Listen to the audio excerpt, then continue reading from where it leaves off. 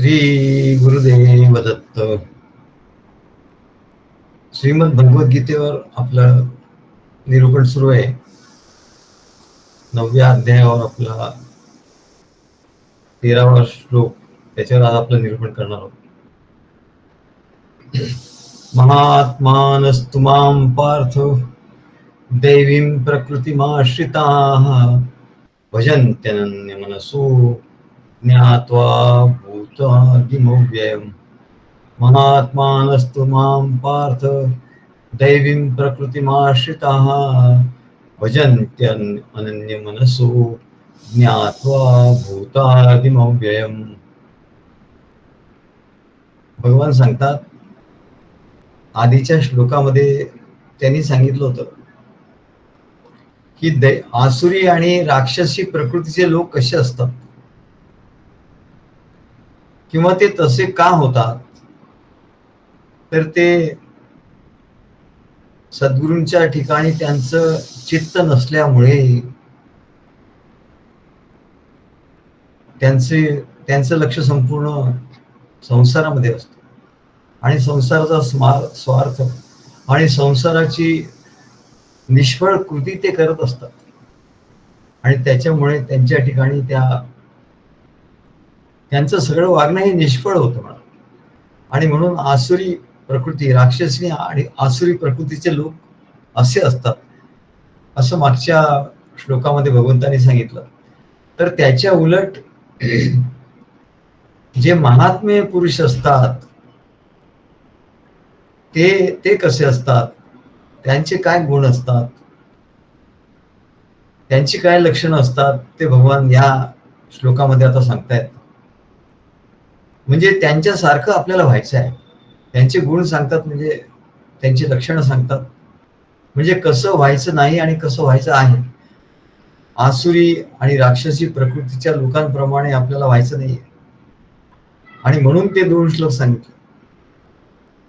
आणि कसं व्हायचं आहे आपल्याला, तर महात्मे जसे असतात त्यांच्याप्रमाणे आपल्याला दैवी प्रकृतीप्रमाणे आपल्याला व्हायचं आहे.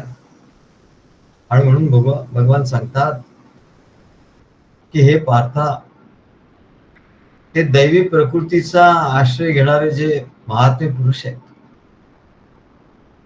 ते मला सर्व भूतांचे सनातन कारण समजतात. मागे आसुरी प्रकृती, राक्षसी प्रकृती सांगितली, परंतु त्याच्या उलट आता ही दैवी प्रकृतीचा आश्रय घेणारे जे आहेत त्यांना महात्म्य असं म्हणतात, महात्मे पुरुष असं म्हणतात. महात्मानस्तु मां पार्थ दैवीं प्रकृतिमाश्रिताः, ते दैवी प्रकृतीचा आश्रय घेतात आणि त्यांना महात्म्य असं म्हणतात.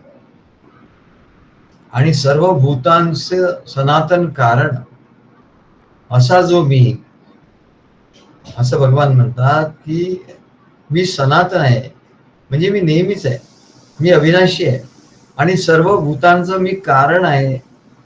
म्हणजे सर्व भूत माझ्यापासूनच निर्माण होतात, माझ्या सत्तेत ते निर्माण होतात आणि मी अक्षर स्वरूप आहे, म्हणजे मी अविनाशी आहे. असं हे जाणून जो माझ्याशी अनन्य होतो, अनन्य होऊन निरंतर तो माझं भजन करतो, जो माझ्याशी अनन्य होऊन जो निरंतर माझं भजन करतो त्याला महात्मा असं म्हणतात. महात्मानस्तु मां पार्थ दैवी प्रकृतिमाश्रिता. तेव्हा मागच्या 2 श्लोकात राक्षसी, आसुरी प्रकृती यांनी युक्त असणाऱ्या मनुष्याचा उल्लेख केला. आता त्याच्याहून जे भिन्न आहेत, म्हणजे त्याच्यापेक्षा पुष्कळ श्रेष्ठ असे आहेत, उच्च श्रेणीचे आहेत, त्यांचं वर्णन या श्लोकात केलेलं आहे. आणि हा भाव दाखवण्यासाठीच या पदाचा उपयोग केलेला आहे.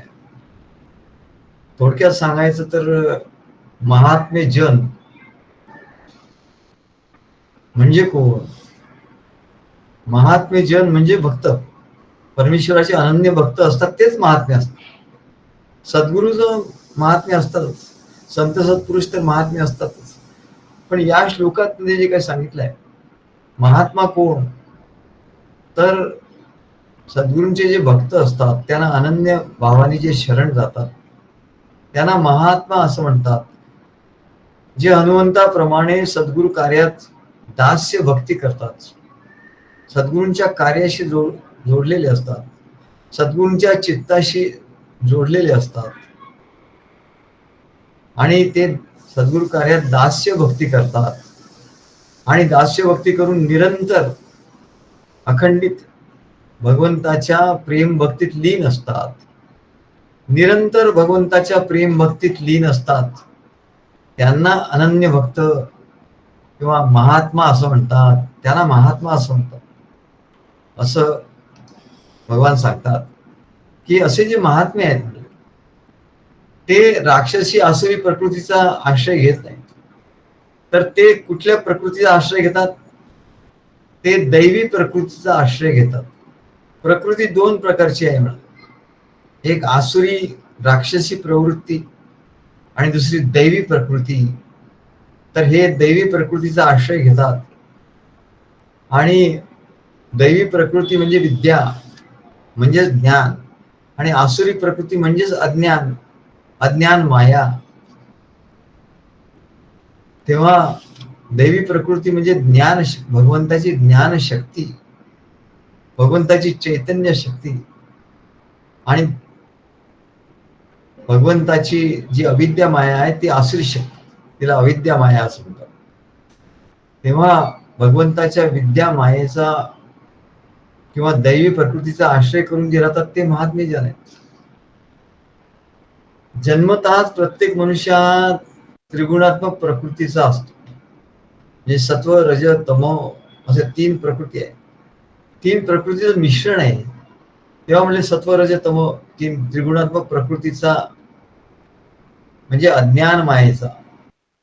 त्रिगुणात्मक प्रकृती म्हणजेच अज्ञान माया किंवा आसुरी राक्षसी प्रकृती. तेव्हा जन्मता प्रत्येक मनुष्य हा आसुरी किंवा त्रिगुणात मायेच्या आश्रित असतो.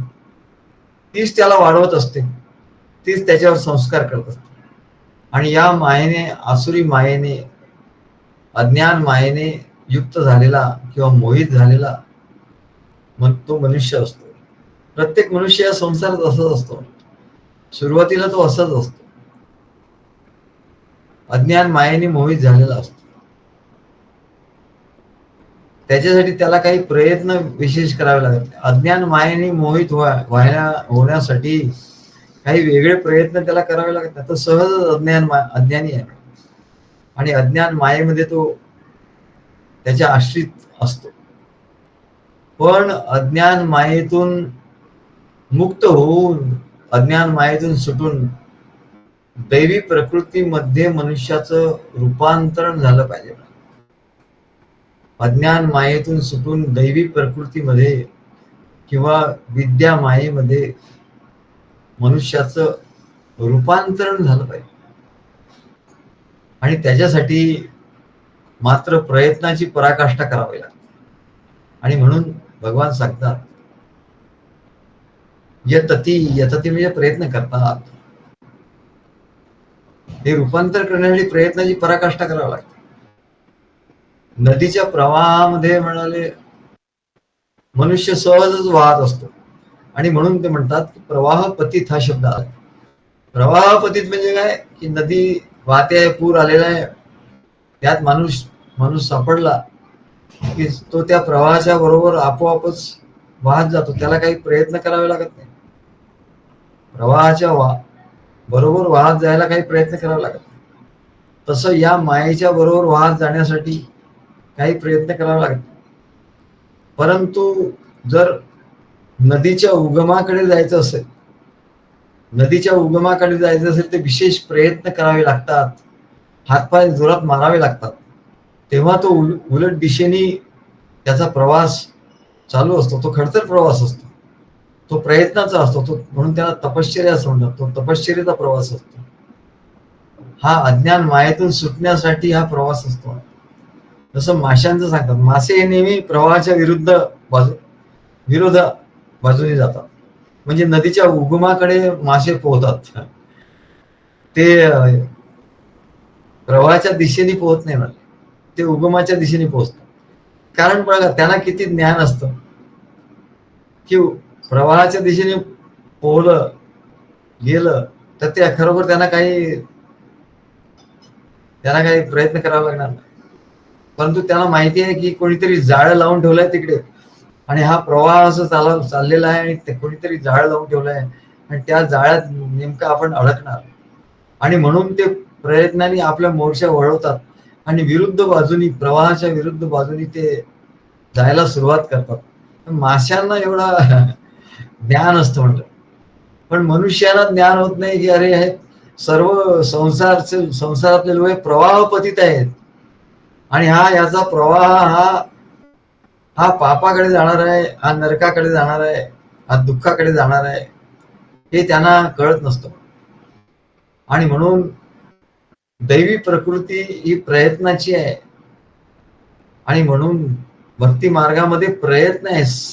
भक्ती मार्ग जरी सोपा असला तरी त्याच्यात प्रयत्नाची पराकाष्ठा करावी लागते आणि जाणीवपूर्वक तपश्चर्या करावी लागते, ठरवून जाणीवपूर्वक.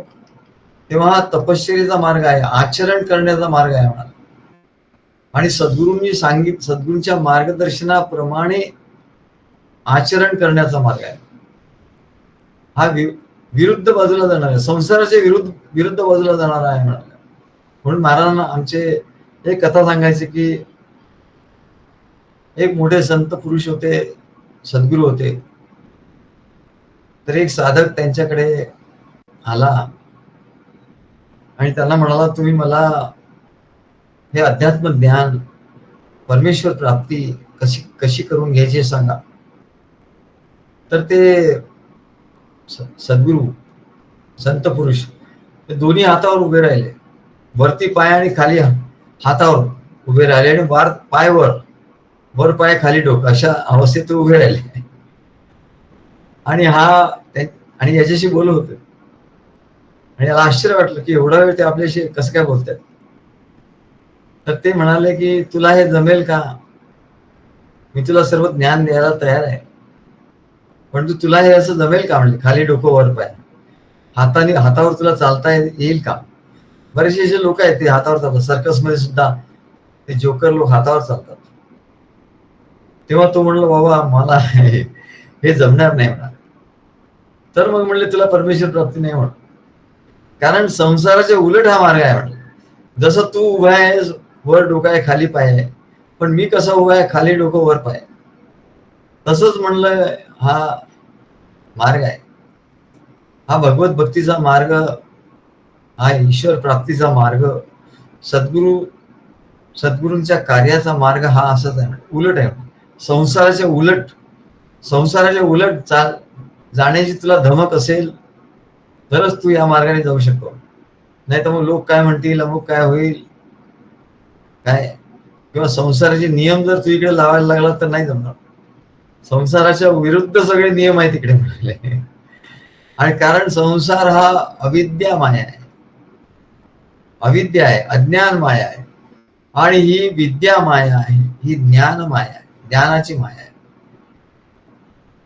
ही दिव्य शक्ती आहे म्हणा. आणि यालाच भक्तियोग असं म्हणतात, यालाच भक्ती मार्ग असं म्हणतात. तेव्हा उलट जायची जर तुला तयारी असेल तर तू या मार्गाने ये म्हण, नाही तर संसाराच्या मार्गाने जसं चाललाय तसं चाल. आणि म्हणून याला भक्तियोग किंवा भक्ती मार्ग असं म्हणतात, जो संसाराच्या एकदम विरुद्ध आहे. आणि याची विशिष्ट प्रक्रिया आहे, या भक्ती मार्गाची विशिष्ट प्रक्रिया आहे आणि सद्गुरूंच्या कार्यामध्येच ती प्रक्रिया पूर्ण करून घेतली जाते. हे रूपांतरण या प्रक्रियेतूनच होत असतं म्हणलं. असं तुझं रूपांतरण होणार नाही म्हणलं.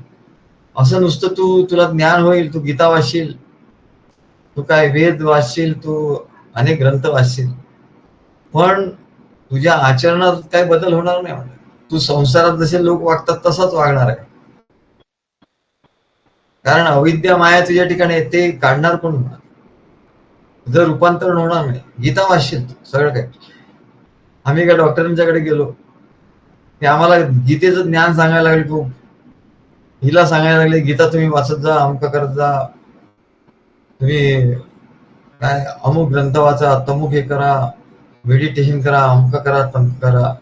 काय बरं त्यांनी गीतेच्या श्लोकाचं हे सांगितलं, हा असा श्लोक आहे, तो असा श्लोक आहे. आम्ही काही बोललो नाही, तुम्ही सांगता ते बरोबर आहे. 1 तास त्यांनी 1-1.5 तास त्यांनी नुसतं हेच प्रवचन दिलं. मग त्यांनी औषधं दिली. आता औषध घेऊन आम्ही आलो आणि मग मी त्यांना एक असं आपलं हे पाठवलं, काय माझ्या प्रवचनाचं हे पाठवलं आणि त्यांना सांगितलं की मला तुमच्याशी बोलायचं आहे, तर तुम्ही माझ्याकडे येता का मी तुमच्याकडे येऊ? तर ते म्हणले नाही नाही, मी तुमच्याकडे येतो. आणि मग ते आले होते. ते आल्यानंतर आमचं एवढं बोलणं झालं आणि मी गीतेतलं त्यांना एवढं सांगितलं की गीतेवर माझी कशी प्रवचन असतात आणि ते निरूपण तुम्ही ऐकलंय म्हटलं त्याचं हरिपाठाचं. मग त्यांना लक्षात आलं. म्हटलं आम्ही सद्गुरू शिष्य परंपरेतनं आलेलो आहोत. मग त्यांची बोलती एकदम बंद झाली. म्हटलं हे सगळं बोलण्याचं गोष्ट नाही आहे म्हटलं, हे प्रत्यक्ष करण्याची गोष्ट आहे. जिथे प्रत्यक्ष करण्याची गोष्ट येते तिथे म्हटलं मनुष्य प्रत्यक्ष करू शकत नाही. हे प्रत्यक्ष प्रयत्नाचं आहे, तपश्चर्याचं आहे. तिथे तो ते तपश्चर्या आणि प्रयत्न करू शकतो, कारण तो संसारच आहे ना. तो संसारात असल्यामुळे त्याला संधीच नाहीये. सर्व तो प्रवाहामध्ये चाललाय, प्रवाहपतीत होत. म्हणून सद्गुरूंचं हे कार्य, दत्तगुरूंनी कार्य का सुरू केलं गुरु शिष्य परंपरेचं, की अरे इथेच तुला हे प्रॅक्टिस करता येईल म्हणाल. जसं कुस्ती खेळायचं असेल तर आखाड्यात जायला पाहिजे, व्यायामशाळेत जायला पाहिजे, तिथेच तुला ती प्रॅक्टिस होईल. घरी बसून तुला कोणी प्रॅक्टिस करू देणार नाही म्हणाल. घरी कोणीतरी येईल, काहीतरी होईल, काय तुझं टाइम टेबल सगळं बिघडून जाईल. तुला तिथेच जाऊन करायला पाहिजे. पोहायला जायचं तर तुला तिथे तरण तलावामध्येच जावं लागेल. तिथे जे जलतरणपटू आहेत त्यांच्याकडून तुला शिकावं लागेल. हे जसं संसारात आहे म्हणले, तसंच भक्ती मार्गात तसंच आहे. आणि म्हणून सद्गुरूंना, संत सत्पुरुषांना माहिती होतं की याचा भक्ती मार्ग, भक्तियोग काय, परमेश्वर प्राप्ती, त्याची साधनं, प्रेम, भक्ती, ज्ञान, आनंद, हे सगळं नुसतं नाहीतर म्हणले ग्रंथातच राहील. हा ग्रंथात वाचेल आणि दुसऱ्यांना सांगेल, पण स्वतः मात्र याच्या ठिकाणी काही रूपांतरण होणार नाही. आणि म्हणून त्यांनी हा मार्ग सुरू केला. दत्तगुरूंनी हा मार्ग सुरू केला आणि पुढे सद्गुरू शिष्य परंपरेने अवतार घेऊन, भगवान विष्णूंनी अवतार घेऊन हा मार्ग पुढे असा अखंडित निरंतर चालू ठेवला. का तर असा अनुभव यायला, नाही तर अनुभव येणारच नाही. नाही तर प्रत्येक जण एवढी लायब्ररी आहेत, पुस्तकं वाचा. डॉक्टर तेच सांगत, आम्हाला 1-1.5 तास त्यांनी गीतेवर शिकवलं. आम्ही काही बोललो नाही तिथे, पण इकडे आल्यानंतर सगळं तो इकडे आल्यानंतर एक गप्पा बसले, मग आम्हीच बोलत होतो. आणि आमचं हे तपश्चर्येचं आणि प्रयत्नांचं आणि सद्गुरूंच्या कार्यातलं अनुभवाचं ज्ञान असल्यामुळे ते एकदम प्रभावित झाले. तेव्हा म्हणले शब्दाचं ज्ञान कोणी सांगेल, परंतु हे कसं आहे म्हणले, हे प्रत्यक्ष परिश्रमाचं आहे, तपश्चर्याचं आहे, प्रयत्नच आहे. तेव्हा ते सांगतात की प्रक्रिया ही जी सुरू होते म्हणले, ही अत्यंत महत्वाची प्रक्रिया आहे. आणि ही जो या प्रक्रियेत जो नाही तो म्हणाल नुसता वाक पंडित, नुसता शब्दांनी तो सांगू शकतो, पण त्याला जर विचारलं याचा अनुभव तुला आहे का, तो म्हणले नाही, हो मला काय अनुभव नाही. काय तेव्हा पहिली अत्यंत महत्वाची पायरी म्हणजे सद्गुरूंना शरण जाऊन त्यांच्या मार्गदर्शनाने, नुसता परमार्थ नाही तर संसार पण त्यांच्या मार्गदर्शनाने करावा लागतो. कारण प्रवाहाच्या उलट जाण्याचा हा मार्ग आहे. त्यांच्या मार्गदर्शनाने संसार आणि परमार्थ साध्य करून आपलं आत्मकल्याण करून घेणे हा मार्ग आहे. म्हणून सत्संगती म्हणजे सद्गुरूंची संगती, आणि सद्गुरूंची संगती ही अत्यंत दुर्लभ आहे. फारच क्वचित लोकांना मिळते म्हणा. सद्गुरूंची संगती मत सत्संग हा दुर्लभ हा अमोघ हा अगम्य हा असं नारद ऋषी आपल्या भक्तिसूत्रात सांगतात. मत म्हणजे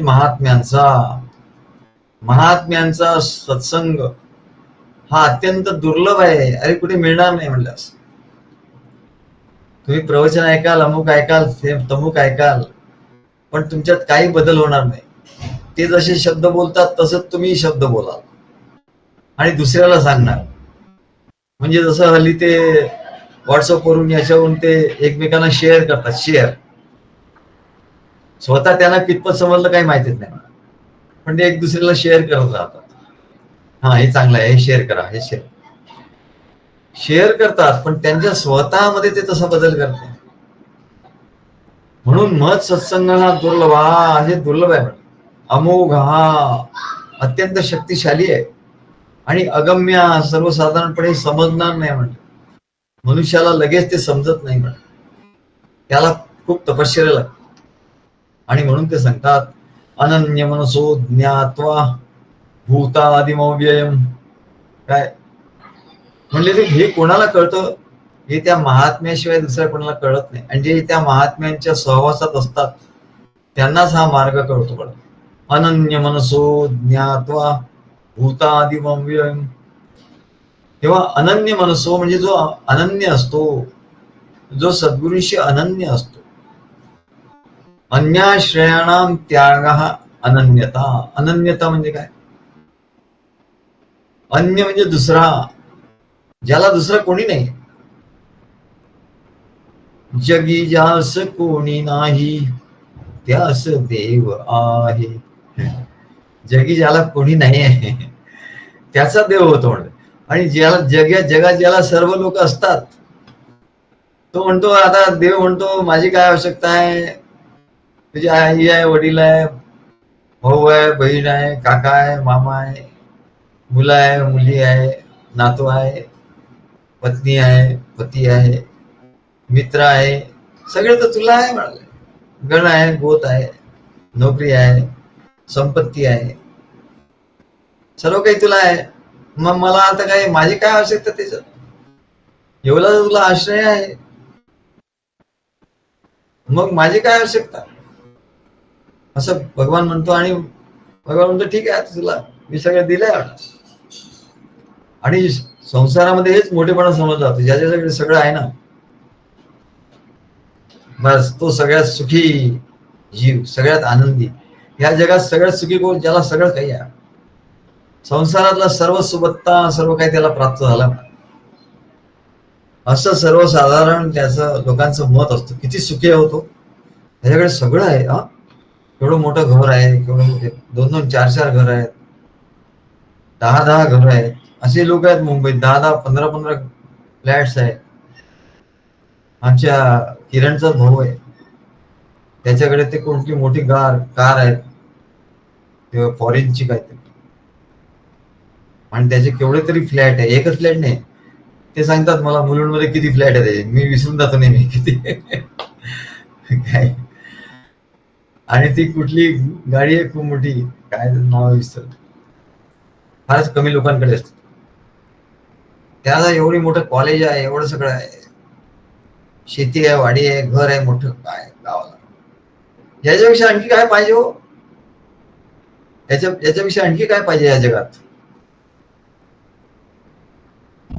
तरी पण तो सुखी आहे का? जर त्याला विचारलं तर तो सुखी नाही म्हणल्या. त्याच्यासारखा दुःखी कोणी नाही काय.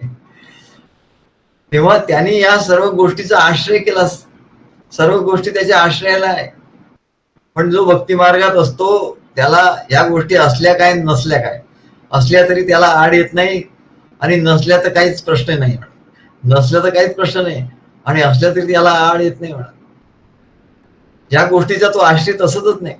अन्याश्रयाणाम त्यागा इथे अनन्यता. तो याचा आश्रय घेतच नाही. मग तो कुणाचा आश्रय घेतो? जगी जास कोणी नाही त्यास देव आहे. निराधार आकाशाचा भार कोण वाहे. आकाश सुद्धा निराधार आहे म्हणते. कुठे काही त्याला मध्ये काम नाहीच आहे. आकाश मंडप पृथ्वी आसन म्हणून तुकाराम महाराज म्हणतात, आकाश मंडप पृथ्वी आसन रमे तेथे मन क्रीडा करी. तिथे म्हणले आमचं मन. वरती आकाश खाली जमीन, आणखी काय पाहिजे मनुष्याला? वरती आकाश खाली जमीन आहे म्हणलं. वा वा, काय इकडे नदी वाहते, त्याचं पाणी प्यायचं, किती गोड पाणी असतं.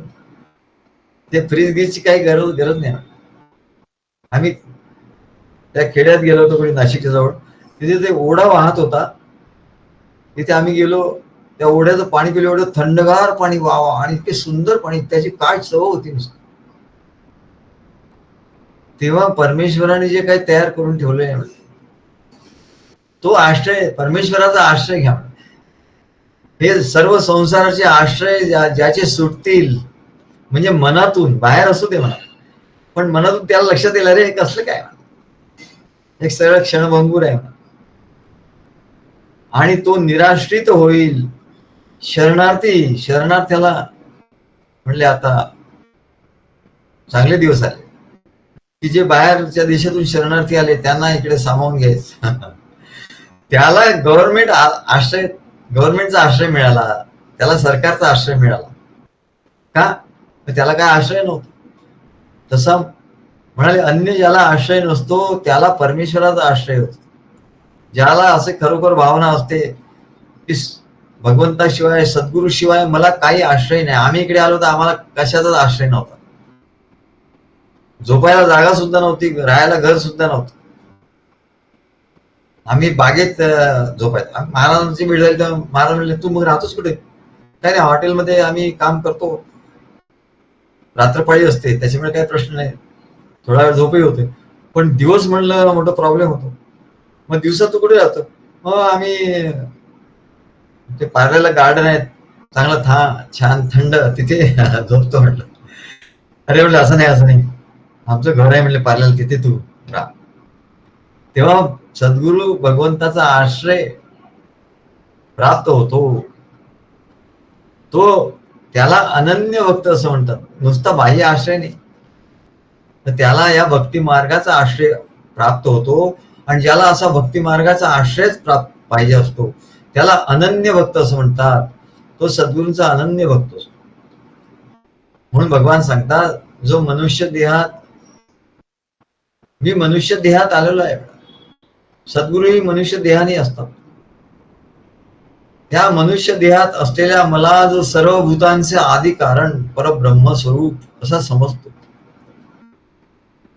ओंकार स्वरूपा सद्गुरु समर्थ, अनाथांच्या नाथा, जो अनाथ असतो त्यांचा नाथ, असं एकनाथ महाराजांनी सांगितलं. एकनाथ महाराजांना अनाथांचा नाथ, तेही आपल्या सद्गुरूंच्याकडे झाले, त्यांनाही सर्व सोडलं, त्यांनाही कोणी नाथ नव्हतं. म्हणून ते अनन्य भक्त झाले, आपल्या सद्गुरूंचे अनन्य भक्त झाले. तेव्हा सर्व भूतांचा आदी कारण अविनाशी असा परमात्मा मी आहे असं मला जाणतो. आणि जो माझाच भरोसा धरून राहतो, जो सद्गुरूंचाच भरोशावर राहतो, सद्गुरू केवळ सद्गुरूंचाच भरोसा धरून राहतो आणि इतर कोणत्याही मनुष्यांचा, देवतांचा आश्रय घेत नाही. नाही, मग त्या देवतांचं आम्ही केलं नाही, मग कसं होणार, ते रागावतील. अरे देवता रागवल्या तर सद्गुरू बघून घेतात. आणि देवतांना माहिती असतं, अरे हा सद्गुरूची भक्ती करतो, मग त्या रागवतच नाही म्हणा. त्यांची भक्ती केली नाही, त्यांचं काही व्यवस्थित घडलं नाही तरी ते रागवत नाही म्हणले. त्यांना माहिती असतं हा सगळं सद्गुरूंचा आहे, अनन्य आहे, सद्गुरूशी अनन्य आहे. त्याच्यामुळे देवता त्याचं काही बिघडवू शकत नाही म्हणा, उलट त्याला आशीर्वादच देतात. तेव्हा देवतांचा तो आश्रय घेत नाही, त्याला अनन्य मनसहा असं म्हणतात. अनन्य मनसहा. तेव्हा असं आहे की ज्याचं ज्याच्यावर प्रेम असतं ना, तो त्याच्या अधीन असतो, त्याचा दास असतो. जो ज्याचं ज्याच्यावर प्रेम असतं तो त्याच्या अधीन होतो, त्याचा दास होतो.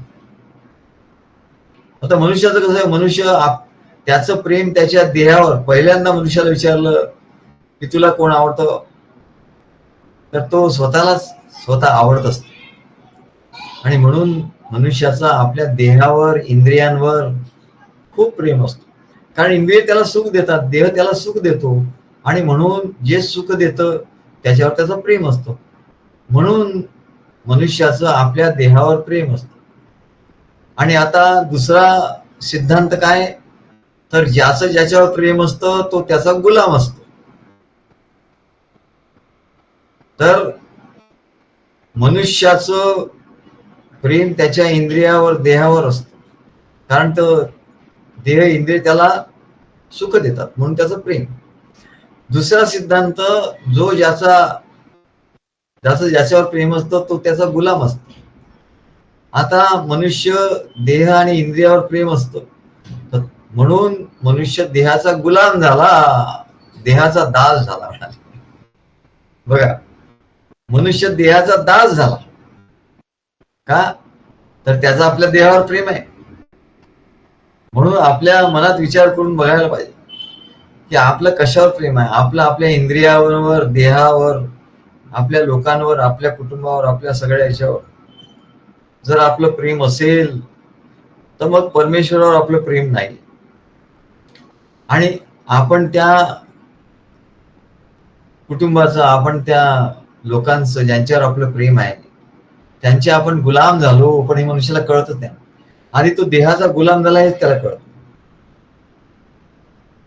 आणि नंतर तो ज्याच्यावर प्रेम करायला लागतो या संसारामध्ये त्याचा तो गुलाम होतो म्हणा. देह इंद्रिय, कारण देह इंद्रियाचा तो गुलाम होतो म्हणजे काय, देह आणि इंद्रिय जसं सांगतील तसं तो वागतो. गुलाम म्हणजे कसं आहे काय, की त्याचा मालक जसा सांगेल तसा तो वागतो, काही कुरकुर बुरबुर करत नाही, तसा तो वागतो. आणि म्हणून त्याला गुलाम असं म्हणतात. तर मनुष्य देह आणि इंद्रिय ज्याच्यावर प्रेम असतं त्याचं, म्हणजे तो गुलाम असतो देह इंद्रियाचा. म्हणजे देह आणि इंद्रिय जसं सांगतील तसंच तो वागतो. म्हणजे तो देहाशी आणि इंद्रियाशी अनन्य असतो. अनन्य म्हणजे काय आहे आपल्याला बघायचं. तो आपल्या देहाशी आणि इंद्रियाशी अनन्य असतो. तो आपल्या संपत्तीशी, आपल्या लोकांशी अनन्य असतो. ज्याचं बायकोवर प्रेम असेल तो बायकोच्या अधीन असतो, तो बायकोचा गुलाम असतो. बायको सांगेल तसं तो करतो. म्हणून हिंदीमध्ये एक म्हण आहे, जोरू का गुलाम. ते चित्रपट आला होता म्हणजे जोरू का गुलाम. कारण त्याचं एवढं प्रेम त्याच्यावर की तो त्याच्या अधीन झाला, बायकोच्या अधीन झाला. आणि म्हणून आपले जे हे होते रामायण ज्यांनी लिहिलं हिंदीमध्ये, कोणते त्यांचं बायकोवर खूप प्रेम होतं. तेव्हा त्यांच्या बायकोने जेव्हा त्यांना खडसावलं की माझ्यावर जेवढं तुमचं प्रेम आहे तेवढं प्रेम जर तुम्ही रामावर कराल तर म्हणले तुम्हाला परमेश्वराची, रामाची प्राप्ती होईल, म्हणले रामाचं दर्शन होईल. त्यांचं बायकोवर प्रेम होतं म्हणून ते बायकोचं गुलाम होतं. बायको सांगेल तसं ते करत होते. पण नंतर त्यांना एकदम साक्षात्कार झाला तुलसीदास, म्हणून त्याचं नाव दासच होतं. ते आधी बायकोचे दास होते, पण नंतर प्रभू रामाचे दास झाले म्हणून त्याचं नाव तुलसीदास असं. म्हणून ज्याचं स्त्रीवर प्रेम असतं किंवा ज्या स्त्रीचं आपल्या पतीवर प्रेम असतं ती आपल्या पतीच्या अधीन असते, ती त्याची दास असते. पण हा केवढा तरी गुण आहे. पत्नीनी पतीच्या अधीन असणं हा केवढा तरी मोठा गुण सांगितला आणि तिचा केवढा तरी मोठा गौरव आहे. पत्नीनी पतीच्या अधीन असणं, गुलाम असणं हा केवढा तरी तिचा गौरव आहे. तिला पतिव्रता म्हणतात, तिचा केवढा तरी गौरव आहे. पण मनुष्य जर एखाद्या आपल्या स्त्रीच्या अधीन असेल तर लोक त्याला नाव ठेवते, त्याला जोरू का गुलाम म्हणते. काय म्हणजे त्याला हा अपशब्दच आहे, जोरू का गुलाम. अरे काय तो आपल्या बायकोच ऐकतो, जोरू का गुलाम. परंतु एखादी स्त्री जर आपल्या पतीवर प्रेम करत असेल तर अख्खं जग तिचा गौरव करेल. म्हणले वा वा, काय म्हणले पतीचे पतीवर प्रेम असावं, पतिनिष्ठा असावी तर अशी ना, तिचा गौरव करतात ना त्या स्त्रीचं प्रेम. आणि ती ती कारण ती काय, ती पतीशी अनन्य असते. तिची गुलामी म्हणजे काय, ती पती सांगेल त्याच्याप्रमाणे त्याला अनुसरून ती असते ना. आणि म्हणून तिचा गौरव केला जातो आणि म्हणून तिच्या ठिकाणी ती सक्षम असते. एम्पॉवरमेंट ऑफ विमेन, हल्ली एम्पॉवरमेंट ऑफ विमेन असं म्हणतात, पण एम्पॉवरमेंट म्हणजे भलतीच झालं. सगळे पती तिच्या स्वाधीन असले तर तिचं एम्पॉवरमेंट झालं असं म्हणायचं. हल्लीच्या व्याख्येमध्ये एखादी स्त्री सक्षम आहे काय, किंवा स्त्री एखादी चांगली पॉवरफुल आहे, एम्पॉवर्ड वुमन ज्याला म्हणतात काय, ती कशावर ओळखली जाते की ती आपल्या पतीला आपल्याप्रमाणे करायला लावते. पतीचं तिच्यावर वर्चस्व नसतं, ती सर्व म्हणजे सेल्फ सफिशियंट असते. तिला सर्व्हिस असते, ती जास्त शिकलेली असते, तिला चांगला पगार असतो, सगळं काही तिचं असतं. आणि ती सांगेल तसं पती करत असतो. पती तिचा अनन्य असतो. म्हणजे सगळ्या स्त्रिया असं नाही, काही स्त्रिया अशा आहेत की ज्या सर्व शिकलेल्या आहेत, चांगलं त्यांना पगार पण चांगला आहे, आणि तरी त्या पतीशी अनन्य आहेत. पती सांगतो तसं त्या ऐकतात आणि पतींवर त्यांचं प्रेम असतं. असे उदाहरण आहे आपल्याकडे काय. तेव्हा आपल्याकडे अशी उदाहरण आहे, त्याला अनन्यता असं म्हणतात. जेव्हा स्त्री आपल्या पतीवर प्रेम करते, तिला गुलाम असं म्हणत नाही, तिला पतिव्रता म्हणते. तिचं हे व्रत आहे, व्रत, तिने व्रत घेतलेलं आहे, तिला पतिव्रत असं म्हणतात. आणि तिला अनन्य असं म्हणतात.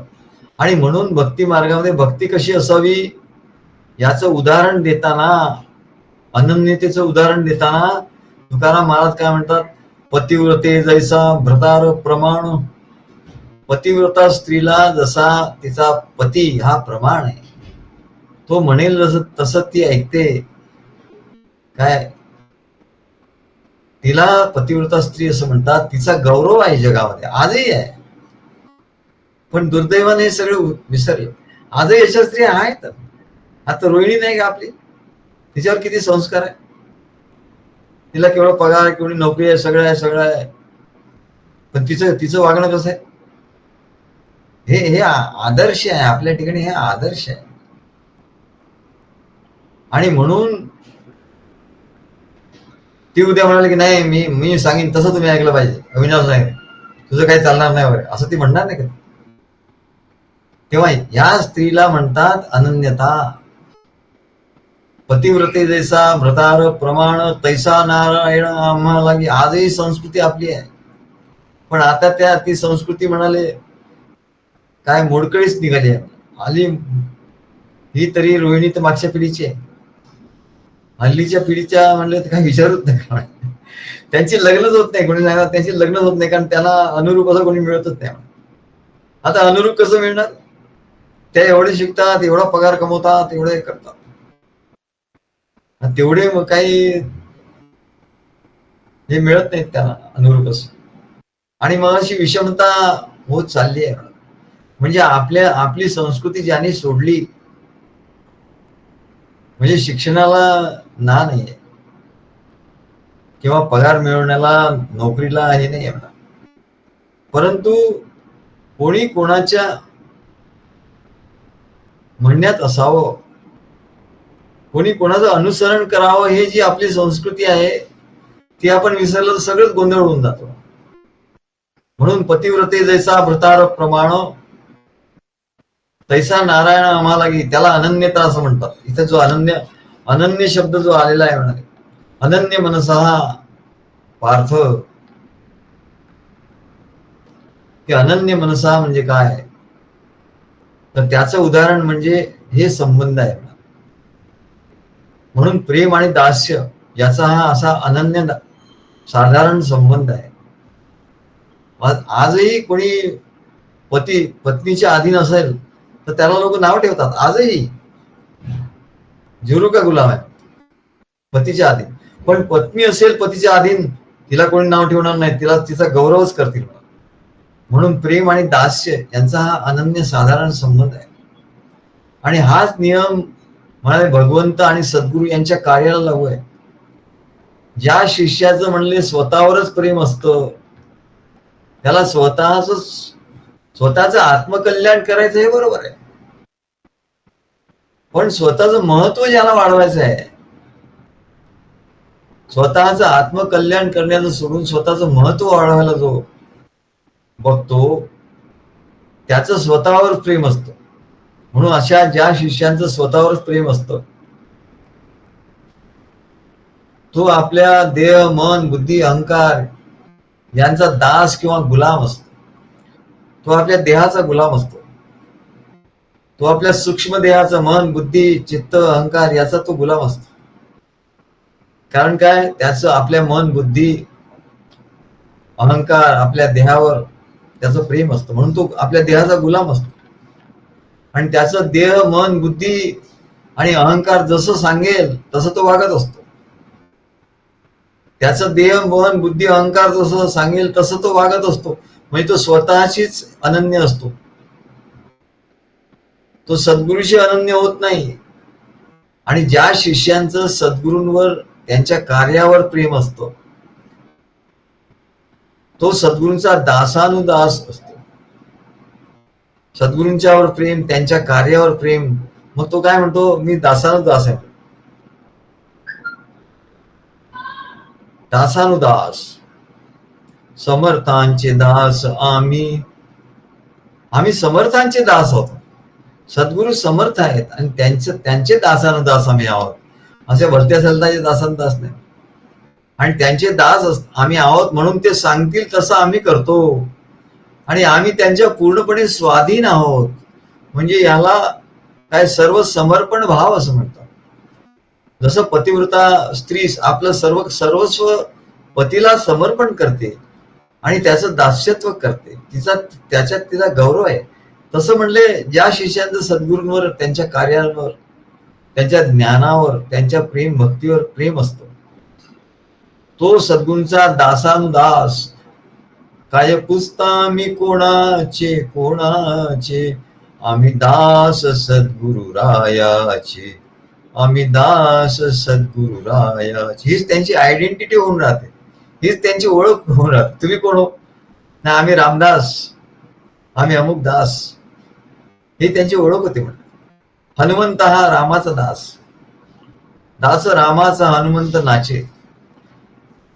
तो हनुमंत हा रामाचा दास आहे. दास रामाचा हनुमंत नाचे, नाम घेता मुखी राघवाचे, दास रामाचा हनुमंत नाचे. हनुमंत, राम म्हटल्याबरोबर हनुमान नाचायला लागतो. प्रभू रामाचं नामस्मरण करता करता हनुमान नाचायला, त्याला एवढा आनंद होतो की मी दास आहे त्याचा, असा त्याला आनंद होतो. ते सांगतील तसं तो करतो, त्याच्या तालावर नाचतो. प्रभू रामाच्या नामाच्या तालावर तो नाचतो हनुमंत. दास रामाचा हनुमंत नाचे. म्हणून सद्गुरू सांगतील तसं तो करतो. म्हणून स्त्रिया म्हणतात ना, सारखं आम्ही नाचत असतो इकडून तिकडे. म्हटलं मी तर कधी नाचताना बघितलं नाही, तुम्ही इकडून तिकडे जाताना बघितलं, पण नाचताना नाही बघितलं. सारखी माझी नाच होते असं. काय राग आला किती म्हणतात, पण ते नाच करत असतात, ते दास्यत्व करत असतात. आणि ते दासत्व करण्यातच त्यांना आनंद असतो. आणि म्हणून त्या पूर्णपणे सद्गुरूंच्या पतीच्या अधीन असतात, सद्गुरूंच्या अधीन असतात. आणि त्या सद्गुरूंच्या अधीन राहण्यात त्यांना आनंद होतो. दुर्योधन आणि श्रीकृष्ण त्या महाभारत युद्धाच्या वेळेला दोघेही श्रीकृष्णाला भेटायला आले. दुर्योधन भेटायला आला तर आधीच अर्जुन तिथे बसलेला होता, दोघेही एकत्र. तेव्हा म्हणले दुर्योधनाचं स्वतःवरच प्रेम होतं, त्याला सगळं श्रीकृष्णाकडून पाहिजे होतं, पण त्याचा तो गुलाम नव्हता. त्याचा तो अनन्य नव्हता, भक्तही नव्हता, अनन्य नव्हताच. त्याला फक्त त्याचा स्वार्थ पाहिजे, त्याचं स्वतःवर प्रेम होतं, म्हणून त्याला काहीतरी श्रीकृष्णाकडून पाहिजे होतं. म्हणून श्रीकृष्णाचा उपदेश त्याने ऐकून घेतला नाही, कारण तो भक्त नव्हता. श्रीकृष्णाचा उपदेश त्याने ऐकून घेतला नाही. तो काय म्हणाला, श्रीकृष्ण काय कथितो ते सत्य मी न धरितो. आमच्या महाराजांनी त्या नाटकामध्ये पद केलं होतं. दुर्योधन काय म्हणतो, श्रीकृष्ण काय कथितो ते सत्य मी न धरितो. श्रीकृष्ण काय कथितो ते सत्य असेलही म्हणलं, सत्य असेल, पण मी धरत नाही, कारण तो सत्य कधी धरलंच नाही त्याने. त्याला सत्याला धरायची सवय नाही. श्रीकृष्ण काय कथितो ते सत्य मी न धरितो. खावे प्यावे निजावे मन मानेल आचरावे. काय सर्वसाधारण मनुष्य, संसारी मनुष्य, त्याचा काय उद्देश असतो, aim in life, my aim in life. खावं प्यावं निजावं, मन मानेल तसं, मन सांगेल तसं आचरण, म्हणजे मनाचा गुलाम. जसं मन सांगेल तसं आपण करावं, बस. ज्ञानाशी नाही सीमा, त्यालाही माहिती होतं ज्ञानात नाही. तो म्हणतो ज्ञानाशी नाही सीमा, ज्ञानाला काही सीमा नाही. येईल ते न कामा, ज्ञान काय माझ्या कामाला येणार नाही, कारण मी सद्गुरूंना शरण गेलोच नाही, तर ते ज्ञान माझ्या कामाला कसं येणार, म्हणजे ज्ञान मला भरपूर आहे. जानामि धर्मम, तो म्हणतो श्रीकृष्णाला. श्रीकृष्ण म्हणतात भगवान की अरे तुला सगळं माहिती आहे, मग तू असा का वागतोस. दुर्योधना, तू तुझ्यात काहीतरी बदल कर म्हणा. त्याला उपदेश केला भगवंतानी, पण तो काय म्हणतो, जानामि धर्मम नच मे प्रवृत्ती. मी धर्म जाणतो, पण माझी प्रवृत्ती नाही म्हणले. मला माहिती आहे सद्गुरूंचं महात्म्य मला माहिती आहे. सद्गुरूं शरण जावं हे पण मला माहिती आहे. त्यांनी सांगितलं एकनिष्ठ राहावं हेही मला माहिती आहे. त्यांच्याकडून ज्ञान करून घ्यावं, त्यांची सेवा करावी हेही मला माहिती आहे. त्यांच्या कार्यात एकरूप व्हावं हेही मला माहिती आहे. जानामि धर्मम, हे धर्म मला माहिती. नच मे प्रवृत्ती, पण माझी तशी प्रवृत्ती नाही म्हणाले, मी तसं करू शकत नाही. त्यांनी स्पष्ट सांगितलं. जानाम्य धर्मम, आणि अधर्म काय हे पण मला माहिती आहे. संसारात खावे प्यावे निजावे मनमानेला आशिरावे हा अधर्म आहे, हे मला माहिती आहे. ही आसुरी राक्षसी गोष्ट आहे, पण हे मला माहिती आहे, हे ज्ञान मला आहे. पण नचमे निवृत्ती, मी त्याच्यातून निवृत्त होऊ शकत नाही. याच्या उलट अर्जुन होता. अर्जुनाचं प्रेम हे भगवान श्रीकृष्णावर होतं. त्याचं स्वतःवर प्रेम नव्हतं, त्याचं भगवंतावर प्रेम होतं. आणि म्हणून तो म्हणतो, भगवंताला म्हणतो, आता तुम्ही मला एवढी गीता सांगितली, तर आता तुम्ही जसं सांगाल तसं मी करतो. तेव्हा भगवान काय म्हणतात, यथेच्छसी तथा करू. अर्जुना, आता मी तुला एवढं सांगितलं, तुला आता जसं तुझी इच्छा असेल तसा तू कर. पण अर्जुन काय म्हणतो, त्याची इच्छा काय सांगतो, करिष्ये वचनम तव, कारण मी तुझा दासानुदास आहे, म्हणून तू सांगशील तसं मी करतो. थोडक्यात काय, तर तो आपल्या तालावर नाचता सद्गुरूंच्या तालावर नाचतो. असा जो अनन्य भक्ताचं लक्षण काय आहे, तो आपला काहीतरी वेगळा ताल सूर त्याच्यावर नाही, त्याच्यावर तो नाचत नाही. तो आपल्या तालावर, आपल्या सुरावर, आपल्या मनाप्रमाणे तो नाचत नाही. तर तो सद्गुरूंचा ताल काय आहे तो जाणून घेतो, त्याचा अभ्यास करतो.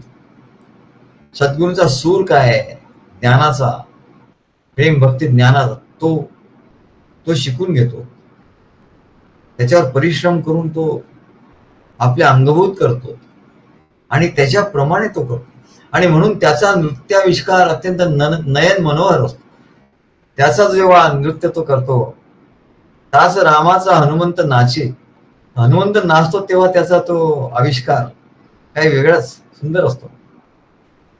हृदयंगम रम्य पदन्यास चालतो, कोण अलगुजा मधून नाद घुमवितो, असा मी पद केलं होतं. हृदयंगम रम्य पदन्यास चालतो.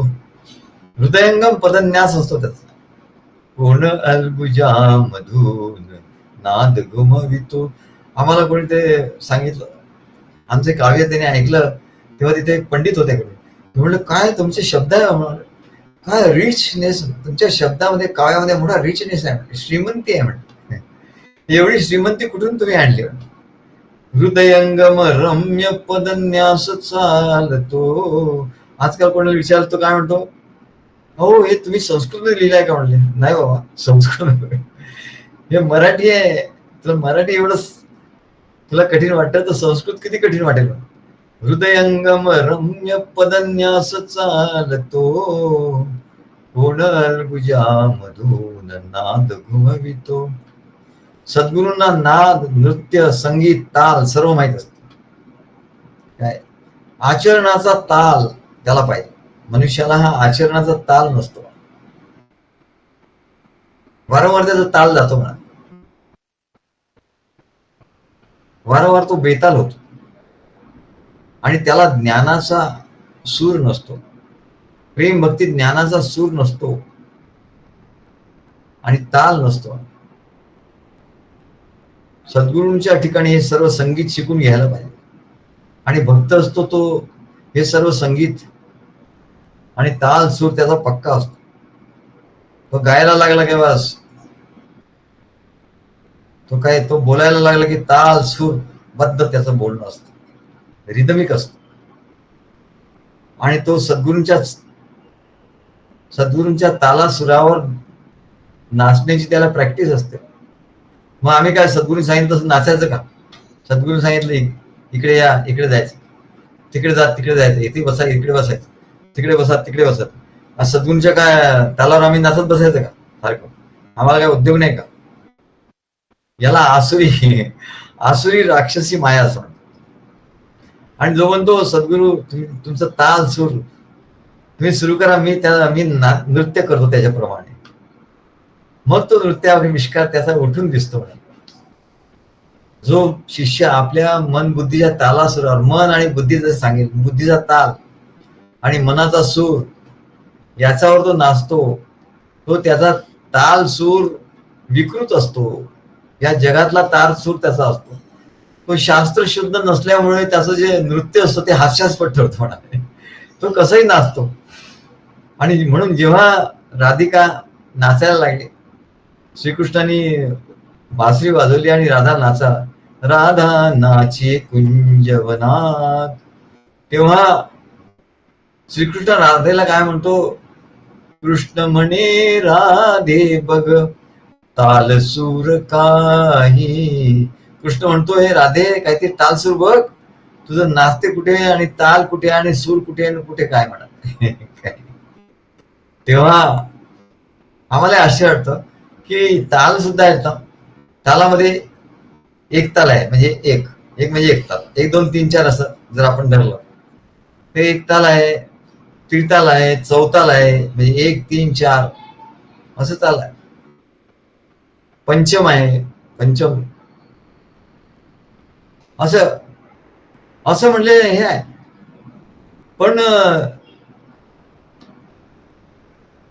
पण बेताल नाही, एक ताल आहे, बेताल नाही. एक ताल आणि त्रिताल याच्यामध्ये बेताल असायला पाहिजे की नाही? एक ताल, बेताल, त्रिताल, चौताल असं पाहिजे की नाही? तर नेमका बेताल तिथे नाही आहे म्हणा. एक तालाच्या नंतर एकदम त्रिताल, असं कसं? मध्ये बेताल पाहिजे ना. पण त्यांना लक्षात आलं असेल बेताल म्हणजे तालात नाही, मग तो ताल कसा होऊ शकेल? आणि ह्या बेताल हा जो ताल आहे, बेताल हा सर्व लोकांना माहिती असतो, कारण सर्व या जगातले व्यवहार हे बेतालच असतात. सर्व लोक या जगामध्ये बेतालावरच नाचत असतात. आणि त्याच्यामुळे एवढं सगळं घोटाळा होतो, सगळे बेतालच असतात. म्हणून एक तालाच्या नंतर बेताल नाही, हे आम्ही एक शोध लावला. म्हणजे एक तालाच्या नंतर बेताल पाहिजे, मग त्रिताल पाहिजे, मग चौताल पाहिजे, मग पंचम ताल पाहिजे, मग ध्रुपद धमाल. म्हटले असं का नाही, बेताल का नाही मध्ये? एक तालाच्या नंतर एकदम त्रिताल. तर आम्ही शोध केला असं, अरे बेताल म्हणजे हा तर काही, त्याला काही मात्रा नाही, काय माहितीच नाही, कसंही नाचायचं, कसंही वाजवायचं. आणि म्हणून म्हणले सर्वसामान्य जीवाचं मनुष्याचं वागणं हे बेताल असतं. आणि म्हणून भगवान सांगतात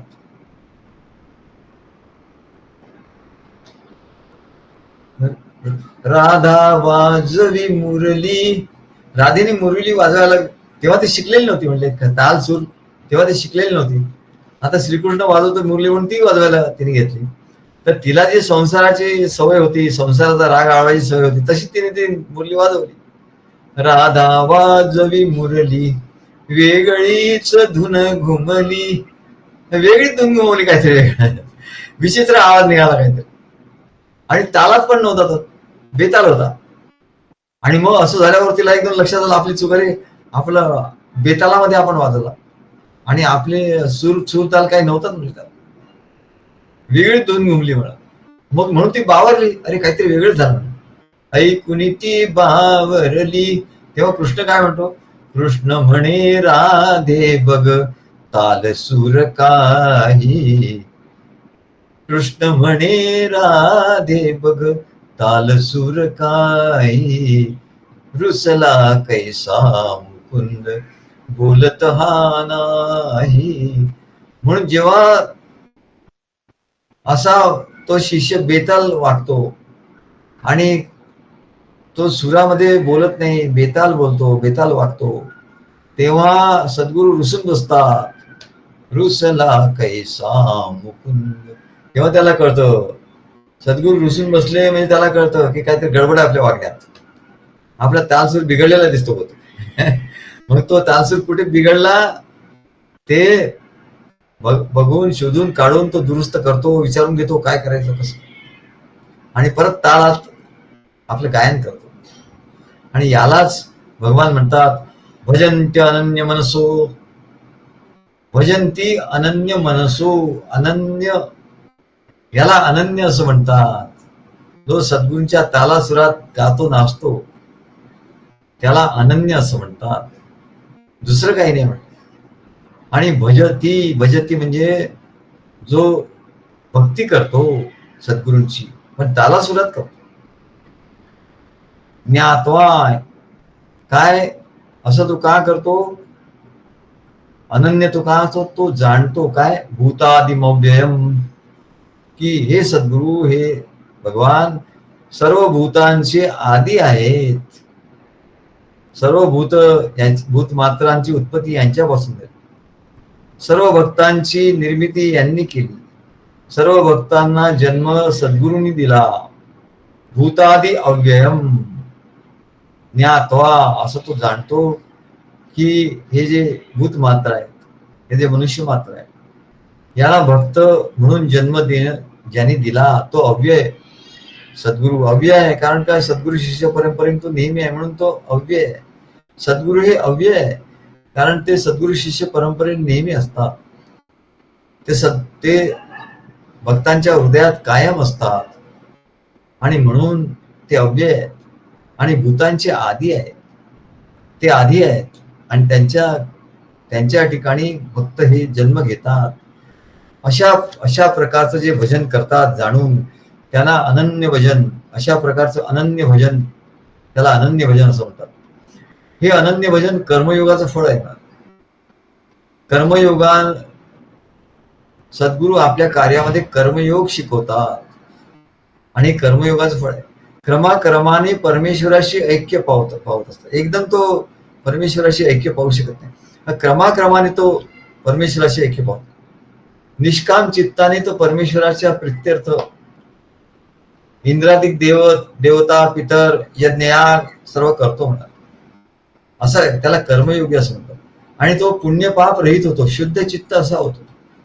मग तो कुठे जातो म्हणले आधी, तर तो आदित्यात सूर्याच्या ठिकाणी जाऊन मिळतो. असा कर्मयोगी आधी कुठे जातो, एकदम परमेश्वर स्वरूपात नाही जातो. आधी तो आदित्य हा जो सूर्य आहे, याच्या सूर्यामध्ये जो परमात्म्याचा अंश आहे त्या अंशात तो एकरूप होतो. आधी तो आदित्यात जाऊन मिळतो आणि तिथून क्रमाने भगवान सांगतात अनिरुद्ध प्रद्युम्न यांच्यात मिळून जातो. पुढे अनिरुद्ध आणि प्रद्युम्न यांच्यात मिळून पुढे तो सांख्य योगी होतो, म्हणजे ज्ञानी होतो, ज्ञान संपन्न होतो. आणि शेवटी त्रिगुण रहित होऊन त्रिगुणात्मक मायेतून तो निर्गुण क्षेत्रज्ञ परमात्म्यात मिळतो. परमात्म्यात जाऊन मिळतो, निर्गुणात जाऊन मिळतो. असं ह्या सद्गुरूंशी अनन्य होण्याचं फळ आहे. आणि अशा रीतीने हा कर्मयोग ज्ञान प्राप्तीत समाप्त होतो. ज्ञान प्राप्ती झाली की कर्मयोग समाप्त होतो आणि मग त्याच्या पुढे भक्ती. पण रामकृष्णादी अवतार आणि सद्गुरू हे कारण ब्रह्म आहेत. रामकृष्णादी अवतार आणि सद्गुरू हे कारण ब्रह्म आहे. कारण त्यांच्यापासूनच भक्ती सुरू झाली, त्यांच्यापासूनच त्यांच्या पोटीच भक्त आले म्हणा. म्हणून ते पूर्ण ब्रह्म आहे. हे जाणून जो त्यांची एकनिष्ठ भावाने भक्ती करतो, प्रेम भक्ती करतो, त्याला जर क्रमाने मुक्त पावणाऱ्या कर्मयोगापेक्षाही विशेष गती प्राप्त होते. आता कर्मयोगी असं क्रमाने युक्त होतो. आधी आदित्यामध्ये जातो, आदित्यामधून प्रद्युम्न अनिरुद्ध असं तो जातो आणि मग ज्ञान प्राप्ती होऊन तो मुक्त होतो, तो परमेश्वरात एकरूप होतो. पण म्हणले भक्तियोगी तर याच्यापेक्षा, सद्गुरूंचा भक्त याच्यापेक्षा म्हणले तो विशेष असतो. तो कसा आहे ते पुढच्या श्लोकात सांगतात. आणि ते साक्षात मुक्तीला प्राप्त होतात. सद्गुरूंचा भक्त हा साक्षात मुक्तीला, इथल्या इथेच तर साक्षात मुक्ती होऊन जातो. तो कुठे जाणे, त्याला जाणं येणं कुठे नाही म्हणाल. तो साक्षात इथल्या इथेच मुक्तीला प्राप्त होतो. त्यामुळे कर्मयोगापेक्षाही सद्गुरूंची अनन्य भक्ती सर्वश्रेष्ठ आहे. आणि म्हणून सांगतात की कर्मयोगापेक्षाही सद्गुरूंची अनन्य भक्ती सर्वश्रेष्ठ आहे. म्हणजे सद्गुरू कर्मयोग सांगतात, घडवून घेतात, पण त्याच्याही पलीकडे त्यांची भक्ती करावी लागते म्हणजे सद्गुरूंची. आणि म्हणून भगवान सांगतात, महात्मानस्तुमां पार्थ दैवीं प्रकृतिमाश्रितः भजन्त्यनन्य मनसो ज्ञात्वा भूतादिव्यम्. महात्मानस्तुमां पार्थ दैवीं प्रकृतिमाश्रितः भजन्त्यनन्य मनसो ज्ञात्वा भूतादिमव्ययम्. श्री गुरुदेव दत्त.